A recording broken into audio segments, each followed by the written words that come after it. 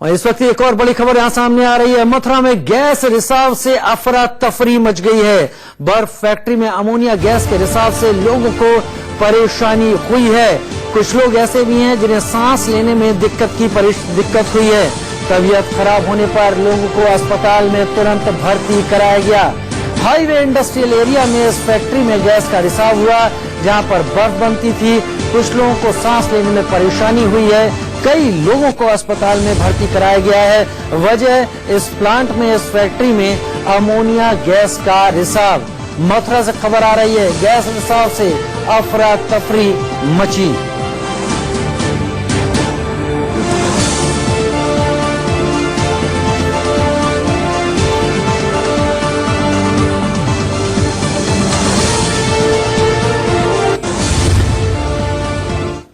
और हवा से दिल्ली जा रही पूर्वा एक्सप्रेस हादसे का शिकार हो गई। ट्रेन की 12 बोगियां पटरी से उतर गईं, लेकिन गनीमत रही कि किसी की मौत इस हादसे में नहीं हुई।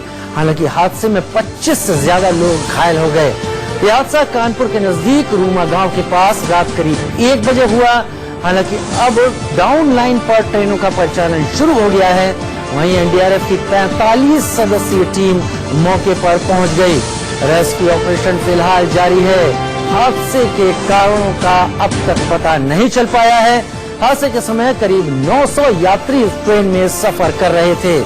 अपनों की जानकारी के लिए रेलवे ने हेल्पलाइन नंबर जारी किए हैं और इन हेल्पलाइन नंबर पर तमाम लोग जिनके नजदीकी इस ट्रेन में यात्रा कर रहे थे उनसे जुड़ी हुई खैर खबर ले सकते हैं। तस्वीर आप टीवी स्क्रीन पर देख रहे हैं। डाउन लाइन पर ट्रेनों का परिचालन शुरू कर दिया गया है। हालांकि ये दुर्घटना कितनी भयानक थी, ये तस्वीरें अपने आप में साफ कर रही हैं।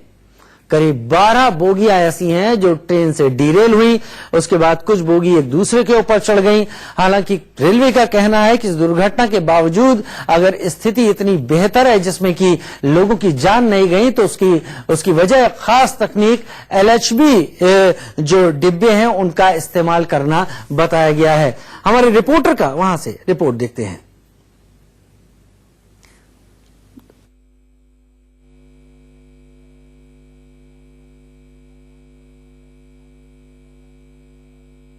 फिलहाल ट्रैक पे काम चल रहा है। आप देख रहे हैं कि एक बगल का जो ट्रैक है उसको ठीक किया जा चुका है और कुछ समय बाद इसको खोल दिया जाएगा, जिससे ट्रेनें आसानी से आ जा सकेंगी। यहां पे फिलहाल इसमें 2 काम चल रहे हैं। एक तो इन्वेस्टिगेशन का काम चल रहा है कि आखिर किस वजह से एक्सीडेंट हुआ है, उसके पीछे क्या कारण रहा है।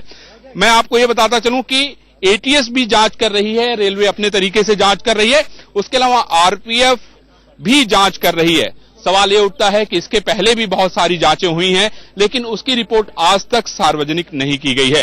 हम आपको ये भी बता दें कि ये एक बड़ा एक्सीडेंट था। रेलवे का सौभाग्य कहें या इन यात्रियों का सौभाग्य कहें, जिसमें कोई कैजुअलिटी नहीं हुई। बहुत सारे लोग घायल तो जरूर है, लेकिन अब इलाज के बाद वो अपने घर जा सकेंगे। एक बार फिर से जांच शुरू हुई है। जांच में क्या होगा पता नहीं, लेकिन एक्सीडेंट तो हुआ है और जवाब तो देना होगा। गौरव के साथ अरविंद चतुर्वेदी, इंडिया न्यूज, कानपुर, उत्तर प्रदेश। कानपुर के रूमा रेलवे स्टेशन के पास बड़ा हादसा हुआ है पूर्वा एक्सप्रेस का, लेकिन आपको ये बताते हुए मुझे बहुत खुशी हो रही है कि इसमें किसी की जान नहीं गई है। क्यों नहीं जान गई है? क्योंकि इसमें LHB कोचेज लगाए गए हैं। हमारे साथ अमिताभ जी हैं। सर, मैं आपसे जानना चाहता हूं कि जो ये LHB कोचेज हैं, इसकी क्या खासियत है, कैसे लोगों की जान बच पाई? क्योंकि इसके पहले हमने जो हादसे देखे हैं, उन हादसों में डिब्बे एक दूसरे के ऊपर चढ़े हुए पाए गए थे। ये जो LHB कोचेस हैं, इसमें बहुत सारे सेफ्टी फीचर्स हैं। मतलब जो टॉप फ्लोर के सेफ्टी फीचर्स हैं, हेड स्टॉक के फीचर्स हैं, जो कि ओवरऑल कोच को स्ट्रेंथ देते हैं। इसके अलावा जो इसका मुख्य फीचर है, जिसकी वजह से कोच एक दूसरे के ऊपर नहीं चढ़ते हैं, वो टाइट लॉक कपलर है।